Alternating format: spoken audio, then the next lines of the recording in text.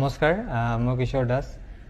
আপোনালোক সকলোৱে জানে যে মই কৰ্কট ৰোগত আক্ৰান্ত হৈ আছোঁ আৰু মই যিহেতু চিকিৎসাৰ কাৰণে বম্বেত আছিলোঁ, মাজতে গুৱাহাটী গৈছিলোঁ যদি আকৌ মই বিশেষ কাৰণত বম্বেত আহিবলগীয়া হ'ল।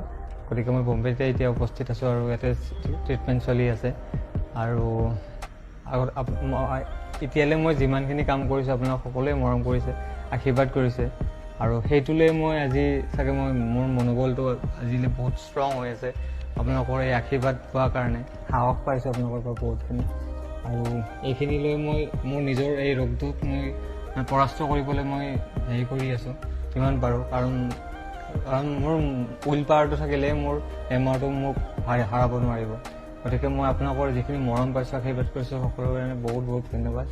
আৰু মই এই বেমাৰটো হোৱাৰ আগতে মই এখন চিনেমা কৰিছিলোঁ, মোৰ যিখন শেষ চিনেমা লাষ্ট কৰিছিলোঁ, এই চিনেমাখনৰ নাম হৈছে দাদা তুমি দুষ্ট। অতি সোনকালে আপোনালোকৰ মাজত আহি আছে আৰু এই চিনেমাখন হৈছে বহুত বেছি হাস্যমধুৰ আৰু ৰোমেণ্টিক হয়। বহুত ভাল পাব আপোনালোকে, মোৰ দৃঢ় বিশ্বাস এইখন চিনেমা চাই আপোনালোক সকলোৱে ভাল পাব আৰু পেচা বস্তু বুলি ক'ব লাগিব।